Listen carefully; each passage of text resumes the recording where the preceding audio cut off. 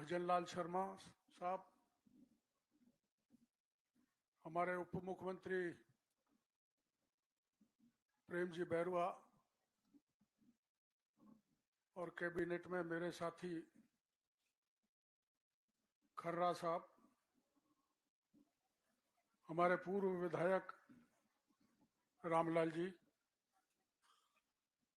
और विधानसभा के पूर्व उपाध्यक्ष और आपके अपने इलाके के बहुत बड़े नेता राव राजेंद्र सिंह जी, हमारे जिलाध्यक्ष भाई ओम शर्मा जी, उपेंद्र यादव जी जो यहाँ से चुनाव लड़े हैं, संतगण, मंच पर विराजमान अन्य विशिष्ट अतिथिगण, मेरे प्यारे भाइयों, एक दिन मैं कोटा के सांगोद में गया था। हमारी पार्टी की आक्रोश रैली थी, तो मंच पर भाषण के दौरान ये मधुबाला जो भी मंच पर बैठी हुई है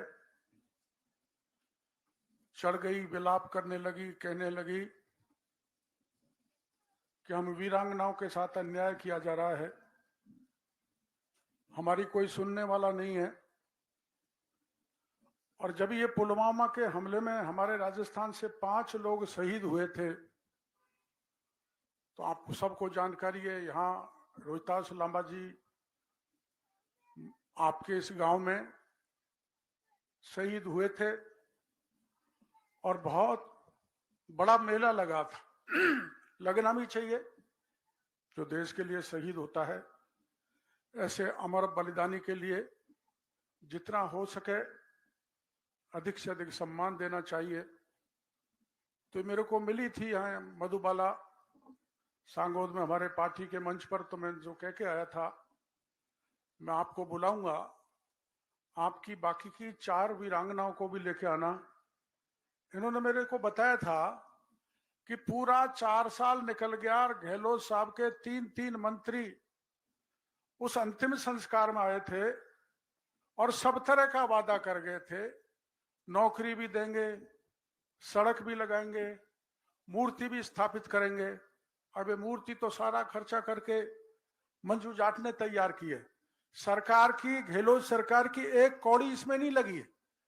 जो भी कुछ इनको मिला मंजू जाट और इसके परिवार को, सारा का सारा अपने वीर बलिदानी के चरणों में अर्पित कर दिया।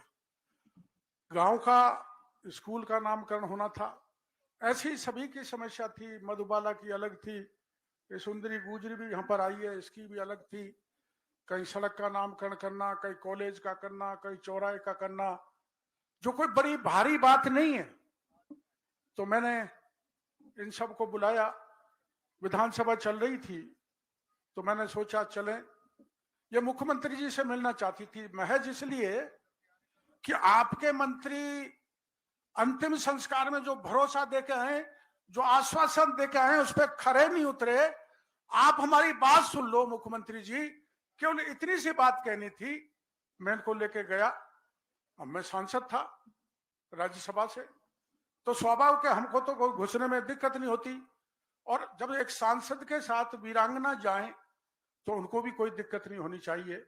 मुख्यमंत्री जी से हम विधानसभा में मिलना चाहते थे, लेकिन मिलने के बजाय विधानसभा का दरवाजा बंद कर दिया और हमको उठा के धक्का मारते हुए राजस्थान की पुलिस, गहलोत वाली पुलिस, धक्का मारते हुए हमको शहर के एक चौराहे पर ले जाके छोड़ दिया।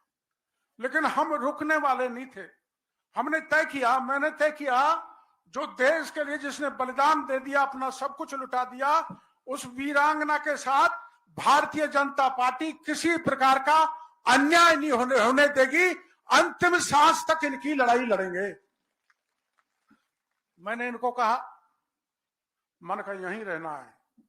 बरसात बरस रही थी, हम वहां शहीद स्मारक पर इनके नन्हे मुन्ने बच्चों, रोहतास लांबा का छोटा सा बच्चा है, ये सुंदरी के छोटी सी बच्ची है, और ये मधुबाला, हम धरने पर शहीद स्मारक पर बैठे रहे।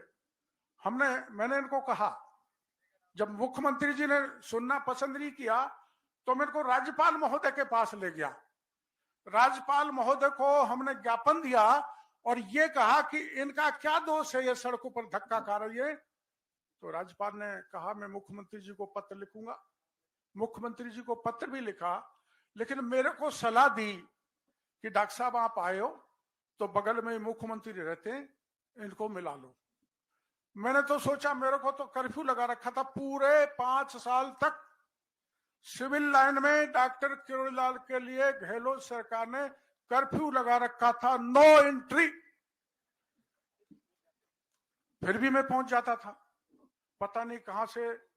अब मैं तो इंतजार कर रहा हूं भजन लाल जी उस बंगले पे जाएं जो गहलोत साहब रह रहे हैं, तो मेरे को कम से कम सिविल लाइन में तो एंट्री मिले। तो ये मैंने कहा भाई मैं तो जाऊंगा नहीं, आप चली जाओ। ये भागी भागी मुख्यमंत्री के मिलने के, मैंने कह दिया जाओ आप मिल लेना मुख्यमंत्री। मैं वहीं खड़ा रहा। एक बच्चे को मैंने गोद में ले लिया, एक बच्ची को हम भूल गए जो सुंदरी के साथ थी। ये जैसे ही मुख्यमंत्री के घर के आगे पहुंची वीरांगनाएं, तो पुलिस आई, इनकी चोटी पकड़ी आपने देखा होगा, सड़कों पे घसीटा आपने देखा होगा, इनका साड़ी खींची वो आपने देखा होगा। एक छोटी सी बच्ची सुंदरी उनके बीच में फंस गई, अगर कुचलती जाती तो वो मर जाती। आपने ये वीडियो जो वायरल हुआ था उस पर देखा। फिर उनको पुलिस लठ मार के जूता जाती कर करके गाड़ी में ले गई और इनके पिन चुबाती हुई गई और उस शहीद स्मारक पे छोड़ दिया। मैं वहां चला गया, इनको मैंने विलाप करते हुए देखा, रोते हुए देखा। तो मैंने तय किया या तो गहलोत से मिल के जाएंगे या गहलोत लाठी गोली चलाएगा, जब ये शहीद स्मारक छोड़ेंगे। हम आसानी से शहीद स्मारक छोड़ने वाले नहीं। हमने फिर जब गहलोत साहब नहीं मिले तो एक दिन सचिन पायलट साहब के घर चले गए। माने कि आप राहुल गांधी प्रियंका गांधी के बहुत नजदीक हैं, आपने गहलोत साहब तो हमसे मिलना नहीं चाहते, मेरे से तो मत मिलो, मेरे से तो झगड़ा है। क्या झगड़ा है? पेपर सारे लीक कर डाले तो मैंने उनको नंगा किया। आमगढ़ में मूर्ति तोड़ दिया, केसरिया ध्वज फाड़ दिया तो मैं पहाड़ पे चढ़ गया। मेरे से तो भ्रष्टाचार के मामले मैंने उठाए, मैं तो वहां उसमें जो लॉकर थे उन्हीं को जाके पकड़ लिया। तो मेरे को तो वो बिल्कुल देखते ही बिदकते, जैसे लाल कपड़े को देखे सांड बिदकता है ना, वैसे गहलोत साहब मेरे से बिदकते। तो मैंने कहा आप चली जाओ। ये गई, जो दुर्व्यवहार किया उसका ही परिणाम है। ये वीरांगनाओं के साथ जो अत्याचार किया गहलोत की सरकार ने, उन्हीं का परिणाम है कि गहलोत साहब का पूरी तरह से सिविल लाइन का दरवाजा बंद करके प्रचंड बहुमत से आपने भजन लाल को मुख्यमंत्री बना के एहसान किया है। हम इस बात को भूलने वाले नहीं है। फिर रात में अचानक इन वीरांगना को उठाया, अपमानित किया पुलिस ने, बाल खींचे, कपड़े खींचे। और मैं उस दिन बीमार पड़ गया था तो मेरे पीछे से उठा के ले गए। तो मेरे को पता लगा मंजू जाट को किसी या बगल की आपकी पीएचसी पे डाल रखा है। मैं भागा आया सामोद के पास, एसपी, कलेक्टर, पुलिस, घणई थाने, करीबन 150-200 की पुलिस। हम आपको जाने नहीं देंगे। मैंने कि मेरा डेमोक्रेटिक राइट है, आप मेरे को रोक नहीं सकते। अगर कोई मुकदमा है तो मेरे को गिरफ्तार करो, मैं गिरफ्तारी देने के लिए तैयार हूं। अगर मैं कोई कानून को हाथ में ले रहा है तो मेरे को लाठी चलाओ, गोली चलाओ, लेकिन मैं मंजू जाट से मिलने जाऊंगा, रुकने वाला नहीं। लेकिन पुलिस ने नहीं जाने दिया, मेरे को रोक लिया, धक्का मुक्की की। अब 72 साल का आदमी, जवान पुलिस के, ये इतने 30-30 साल के जो बड़े पुलिस के अधिकारी हैं, इन्होंने मेरे कपड़े फाड़ दिए। आपने उन्होंने चैनलों में भी देखा होगा। लेकिन राजस्थान की जनता ने कांग्रेस को पूरा नंगा करके विदा कर दिया। मेरा नंगा करने का परिणाम कांग्रेस को भुगतना पड़ा है। मैंने अंत में कहा अगर आप मंजू जाट से नहीं मिलने देना चाहते हो तो सामोद के बालाजी के दर्शन तो कर लेने दो। नहीं, कोई बालाजी के दर्शन नहीं करेंगे। आपको भरोसा नहीं बालाजी के वहां कोई जोश आ जाए और मंजू जाट को आप अमृतसर के अस्पताल में जाके हमसे छीन लाए। ऐसे ऐसे अन्याय इन बहन बेटियों के साथ किए हैं जिनके पतियों ने देश के लिए अद्भुत बलिदान दिया है। तो ये मंजू ने कहा था, बाबा सरकार बदलेगी, मैं बद्दुआ दे रही हूं। मधुबाला ने भी यही कहा, सुंदरी ने यही कहा। तो हमारे सपने को पूरा करने का काम इन वीरांगनाओं किया। भारतीय जनता पार्टी का राज लौटाने का काम इन वीरांगनाओं ने किया है। तो मैंने मुख्यमंत्री जी से कहा, मुख्यमंत्री जी, एक तो पिछली सरकार थी जिनका अपमान मुख्यमंत्री ने करवाया, मेरा करवा दिया तो कोई बात नहीं, हम तो राजनीतिक पार्टी के कार्यकर्ता हैं, दल के कार्यकर्ताओं के धक्का मुक्की भी लगती है, गोली भी चलती है, लाठी भी चलती है, जेल भी जाते हैं, लेकिन वीरांगनाओं का अपमान हम कतई बर्दाश्त नहीं करेंगे। इसलिए मुख्यमंत्री जी ने हमारा मान रखा, हमारी बात रखी, और खुद मुख्यमंत्री और हमारे कई कैबिनेट मंत्री और हमारे विधायक और सारे पार्टी का संगठन आज हम रोहितास के चरणों में बैठकर हम ये कामना करते हैं। और मेरे को एक आभास हो गया है, इन्होंने तो न सड़क दी, न नामकरण किया, न नौकरी दी, लेकिन मेरे को भरोसा है, मैं ज्यादा नहीं बोलूंगा क्योंकि मुख्यमंत्री जी को भरतपुर जाना है, मैं कोई न कोई ऐसी बड़ी चीज मुख्यमंत्री जी देखे जाएंगे जो जब तक ये गांव है जब तक उस चीज को भूल नहीं पाएगी यहाँ की जनता, और उसका नामकरण रोहितास लांबा के नाम से होगा, ऐसी मेरे को आभास हुआ है। मैंने तो बात नहीं की, पर ये हमारे जाखड़ साहब ये बात कर रहे थे, एमएलए साहब, जो मैं समझ गया आंखें आंख के इशारे में कि हमारा एक बड़ा सपना काम पूरा हो गया। मैं आप सबका, वैसे तो मैं इस इलाके में 26 साल बाद आया हूं।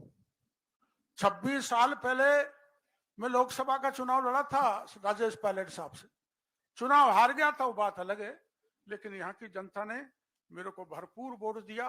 उसके लिए यहाँ की जनता का, आसपास के गांव का, गांव वासियों का बहुत बहुत आभार प्रदर्शन करना चाहता हूं, धन्यवाद देना चाहता हूं। और हमारी सरकार का, चाहे उपेंद्र हार गया हो, आपके बीच में रहकर सेवा करेगा। हमारी सरकार पूरी तरह से सेंसिटिव है, किसी प्रकार की कोई परेशानी आवे तो हमारे जनप्रतिनिधियों को, मेरे को जरूर बता देना, मुख्यमंत्री जी तक बात पहुंचाने की जिम्मेदारी मेरी है। और वो मेरी क्यों ज्यादा सुनते हैं, बड़ी मुश्किल से बड़ा शुभ दिन आए कि हमारे पूर्वी राजस्थान का मुख्यमंत्री बन गया, मैं भी उधर का भी, ये भी उधर का हूं, और बनते ही सबसे बड़ा तोहफा दिया है, तेरे जिलों की ईआरसीपी यानी गंगा को लेके हमारे मुख्यमंत्री हमारे बीच में आए। हमें, मेरे कान में जिलाध्यक्ष जी गुनगुना रहे थे, हमारे यहाँ पानी का क्या होगा, मैं इनकी 13 से 21 जिलों को जोड़ने का काम कर रहे हैं, आपका इलाका भी उसमें कवर हो जाएगा, ऐसा मेरे को लगता है। आपने हमारा सम्मान किया, इसके लिए पूरे भाइयों का बहुत बहुत आभार प्रदर्शन करना चाहता हूं, धन्यवाद देना चाहता हूं।